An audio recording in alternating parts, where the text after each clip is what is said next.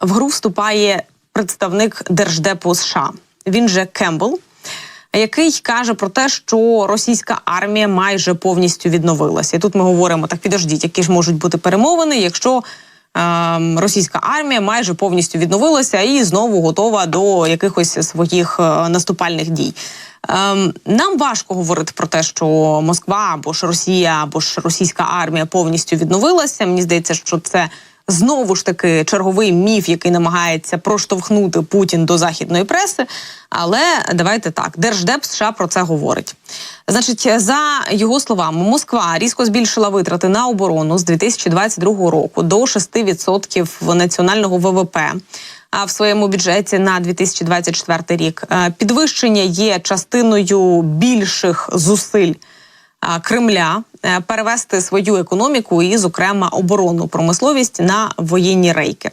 Ну і зазначається, що частково його успіх походить від підтримки Китаю, відповідно від підтримки Північною Кореєю, і там же до цього списку додаємо і Іран. Цього тижня Кембл і інший високопоставлений чиновник адміністрації на умовах анонімності сказали журналістам, що Китай допоміг РФ пережити економічні і військові невдачі за останні 2 роки. Ну, от знову ж таки ми приходимо до того, що на стороні Росії, от велика страна, яка йшла війною на маленьку Україну, яка збирала свій військовий потенціал роками для того, щоб напасти на Україну. Не те, що потребує, вона заручилася підтримкою Китаю, Північної Кореї і Ірану. Ми говоримо світу, світ, ми тримаємо цю лінію фронту, ми тримаємо цю навалу, ми тримаємо цих терористів за кордоном, але нам не подобається, що цей кордон проходить по нашій території. Ми дуже хочемо тримати їх в їхньому кордоні, за перебріком, за їхнім перебріком.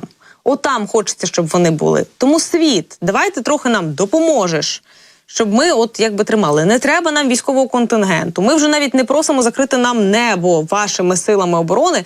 Ми вже кажемо просто дайте нам ППО, ПРО і відповідно дайте нам ракети для цього. Ми зробимо все самі.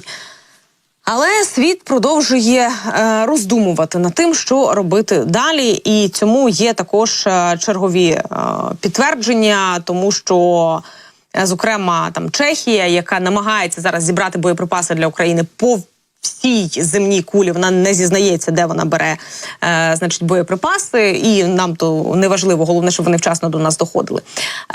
І в цей момент в Чехії кажуть, слухайте, є питання до того, що, здається, НАТО ще й досі не розуміє, і Європа в тому числі, ЄС, і досі не розуміють, як зробити так, щоб Росія все ж таки програла цю війну. Тому вони просто наразі тягнуть як можуть. Давайте далі долучимо до нашого ефіру військовослужбовця і політолога. Кирил Сазонов з нами на зв'язку. Пане Кирило, я вас вітаю. Вітаю, доброго дня, радий бачити. Навзаєм. Пане Кириле, я тут читаю західну пресу, кажуть, до обіду не можна, після обіду тому читаю. Давайте з вами будемо обговорювати ті тези, ті цитати, які там наводяться. Значить, Вашингтон Пост каже про те, що російські атаки в березні знищили 80% потужностей теплових електростанцій України. Кажуть, що Україні потрібно багато місяців для того, щоб відновитися. І, відповідно, причиною цьому називають, знову ж таки, недостатню кількість систем ППО. 2 роки повномасштабного вторгнення, 3-й рік пішов, ми говоримо про те, що у нас недостатня кількість систем ППО. Скільки було би достатньо, звісно, я не питаю, тому що ви скажете, що треба завжди більше. Але тим не менше, знову-таки, якщо би розставляти по пріоритетності, ми б говорили, що це? F-16, ППО, боєприпаси чи якась інша послідовність має бути? Дуже важке питання, тому що насправді це все пріоритети. І F-16 дозволить завдавати ударів по тих самих аеродромах, з яких злітають ті літаки, проти грузи яких нам потрібно ППО.